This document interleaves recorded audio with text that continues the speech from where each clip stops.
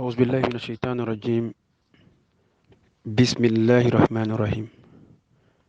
والصلاة والسلام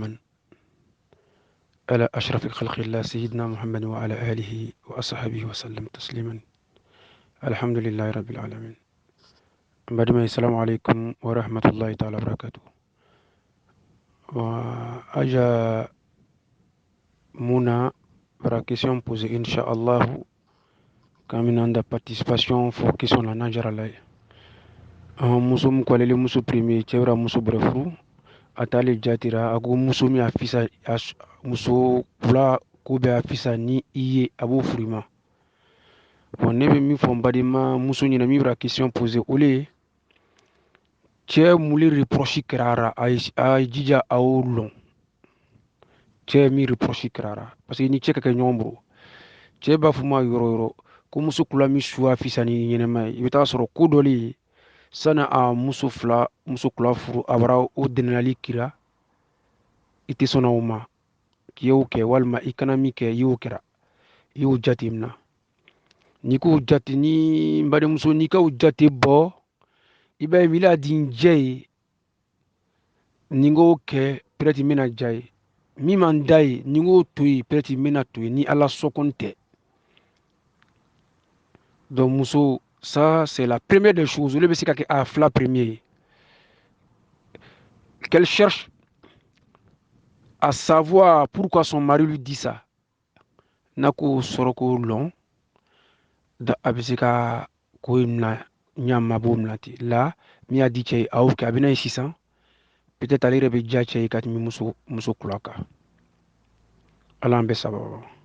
600 ole espérance premier ko nya fa est-ce que abe ben ko tie muso dora fise yani doywa o tebe nya sugusuguma adamadiya kono atebe nya sugusuguma islamaya kono islamaya an wo dinam no na to ko islamaya alele telin dinay alele kanya dinay che komi tebe ki muso kira fene tebe kilo ki musora islamaya le côté Allah ta'ala dari qur'ana kono wala hunna mislu allazi alayhinna bil ma'ruf ko hake mi muso buruka ke chega ko hake krel au hake klini be che buruka ke musoka donc fanyo yoro krosi che 600 anye question do yira melu fraka shaya est-ce que che kanka modo muso do kanu kat mi dokawa même badi ay hakri to nyakmaro ko sebre aerogbe parce que wakati do yi anye Allah ta'ala darikani ci la momoda disa korofra nyado ma wakati do ni konta fam yaro ni mogom kake hakri may nakorogbe il va trouver l'injustice dans la parole de Dieu ou bien dans la parole du prophète sallallahu alayhi wa sallam ate telin soro ci la momoda kumaro anate telin soro Allah ta'ala kumaro wal iyaz billahi Allah ta'ala kuma telenine cila muhammadu fene sanadu kan kuma tilenine jengentaro defoto olu ka kuma sira mais anu le nanu ma famu ou bien nanu ma sa fonyara wele ko son wakati do yi moy te son aybe douté tisan déjà muso fla ko wanya mena ko Allah ta'ala ko faniki ma tawaba lakum minan nisa masna wa sulasa wa ruba non Allah ta'ala ma fo yoro sikurna kono kaye muso fla ama fo yoro sikaya fu saba ama fo yoro sikaya fu nani la ama fanyine sorahatan kafo bil amri kaya fu koni Allah ta'ala ko ya fu ama futi fankihu amru migrom ni lon magay ko amru lil ibaha o korodi muso fla furu bese ka daga ay cheye fembe daga ani yake ani miri nyamari yake kilinte ali muso kilin furu jagoyate ni be sele na sharti ka dafaira yafu muso fla na sharti ka dafaira adani yafu oni yafu kilinte fanyo le fam kuma kono ni le konga ni ala le ko kay muso fla furu ay saba furu ay nani furu pasalu le chey ala ma foti ala ko fanqihu ni Allah ta'ala bara muso melu daga ayi mbara melu daga ma toba lakum toba korowli mbara melu daga ayi parce que muso do yi daga ni adama denye ulu korna kono muso do ulu haram yani anyi mbara muso melu daga aye muso furu olu ro c'est-à-dire olu ta ka muso furu fula muro daga ayi ceye na ibc ka furu saba muro daga ayi na ibc ka furu nani muro daga ayi na ibc ay kana timoka ni kalon ki tese ki teli qui est dans kelema kelene funi lama haramia de saba ma haramia nani ma haramia mais amru lil ibaha daga rita nyamarili aya ke jagbo yara uta nyamarili te ni nyakuma nabi famu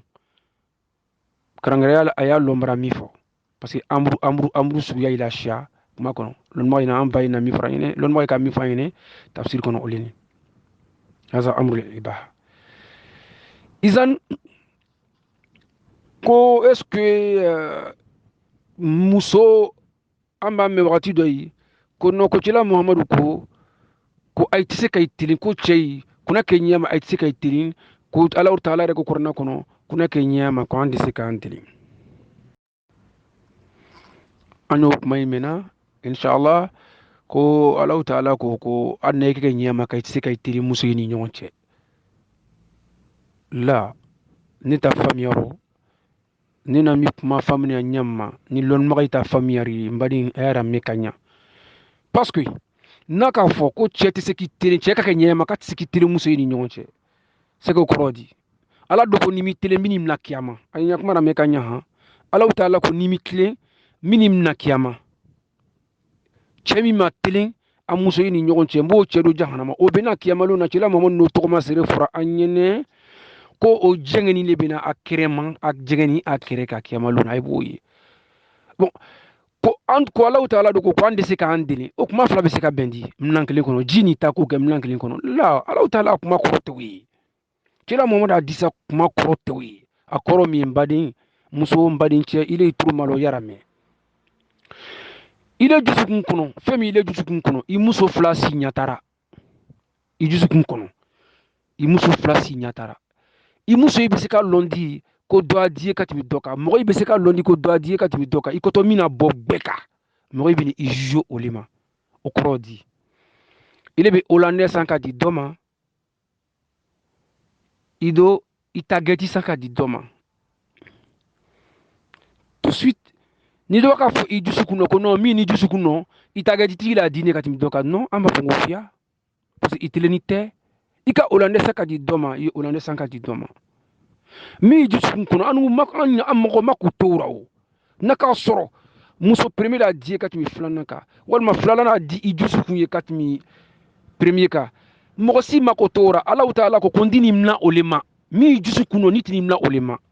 mais ni muso fla signata ile jusukuna ile kake domination dira yai beta kanyana ni kake wor dira yai beta kanyana ite dota su tegera ka dota su tui yi nisonjera dom na nyama I nisonjera dom na teli yai be hake dafara muso jumele be se ka foro ou bien mo jumele be se ka foro ko komi le jusukuno ko kolera boko la gbe ka ko mila die mika ike walle bayira ko muso flana na die katimi premier ka walma ike walle bayira ko premier la die katimi flana ka ambadinu kuma koromi oleni ayin tila muhammad hadisa do fra alayhi salatu wassalam ni tila muhammadu natuka ke fin talana am muso ni nyonje aba fa Allah ta'ala ina nigala haza qasmi fima stata'tu fala tu'akhizni bima la taqata liya bi nigala ni tila muhammadu be se talamina atalan fle marakemedi muso fakisa marakemedi ma dota tishani dota itila muhammadu be beta tandante ka beta keme damati do tashando nigala nyese mina oleni ni seko mi egbero oleni mais nigala mi jusukuno ni mo tiseko yendeno yira musura nigala la to aqizni bima la taqata li bihi femi jusukuno ni nzeko toro ndigala ikana mna oma afaro le makutling sino ka foko chete se ko ala ko kitese ki telen tout ça là non oh te tiende ala ko ite se ki telen ala ko le ki telen sunu ala taala be se ka fodi fa in khiftum alla ta'dilu fawahida ni kalon ki se ki telen ki dan kilima fuka la be se ko fo do bak an do baka fo wala kilin baka fo ngene ube uchila baka fo kan de se kan deli kuma mi foni ko ay tise kay telen falan tastati'u an ta'dilu o korol lewo jusukuno kuma o korol leyi femi i jusukuno ni mogo to yira kay ni bara konyo kula mi furu j'ai un peu de penchée vers elle dans mon cœur c'est-à-dire aucun a bon jusukuno doni katmi ka koroka walma albi nyamuso koromi kanu a bon jusukuno katimi kulaka omi jusukuno ni ma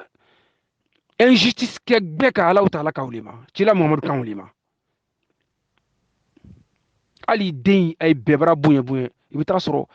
tu as un peu de penchée pour un par rapport aux autres mais au jusukuno ni kake talent kɛra i den ni ɲɔgɔn cɛ lu ala taala ko k'i talent kɛ équitablement i y'a kɛ k'a gbɛ i kana dɔ tɔɲɔgɔn baden ko kuma kɔrɔ min ye o le ni donc ni cɛ min ka muso tɔɲɔgɔn yɔrɔ ko se ale ye mini furusa muso a kana question poser ko cɛ ko mina furusa mais ala taala ko dɛ ko ay cɛ ko k'a ye min kɛ a y'olu kɛ n'ala suku tɛ dɛ souvent ko siyaman fɛnɛ bɔra o yɔrɔ le rɔ cɛ dɛ bɛ se k'a fɔ muso masa ni lera ɲa man wagati bɛɛ ira gburungurunu man di ɲɛ me fani san ka di ma ira gburunu man di ɲɛ i to k'i kɛ propre son souvent ni ɲakɔrɔ walima i to ka fani mirugu don bon kɔnɔ ɲakɔrɔ o la di ɲɛ ni muso k'i ban woloma k'ale t'o kɛ cɛ fɛn bɛ ɲinina muso fɛ pour que muso ka n'u don min b'a tirer ka taga vers sa femme ni muso tɛ sɔn o ma bon kɔnɔ ni cɛ kana muso bɛrɛ furu n'o ko kuyi kɛ mamuso o wagati peut-être ile bɛna wuli retard la dɛ ile bɛna sisan kɔɲɔkula barana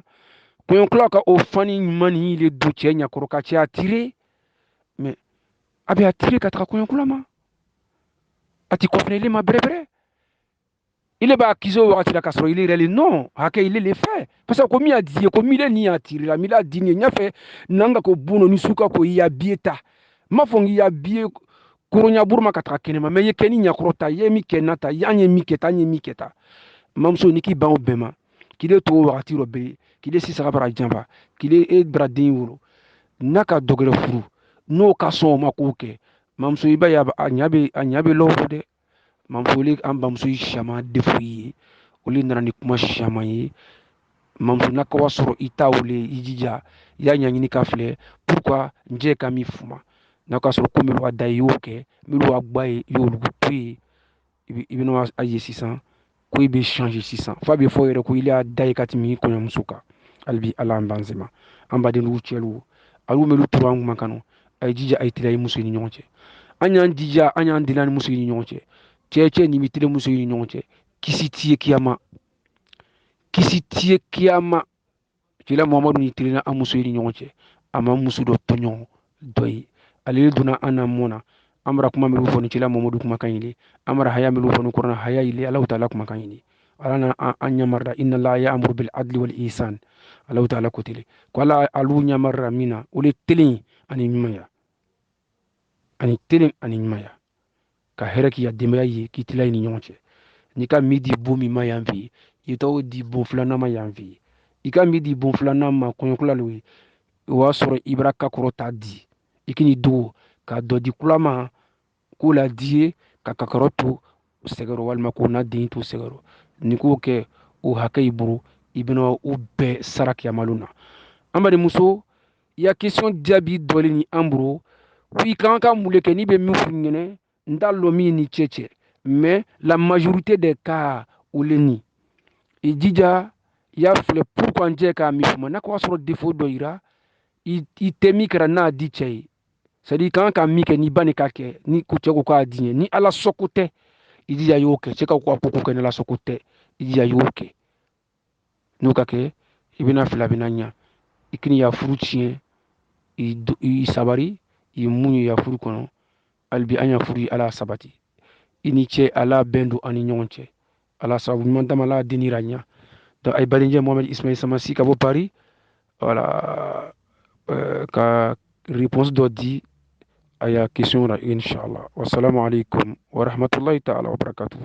On va passer à la deuxième question, Inch'Allah.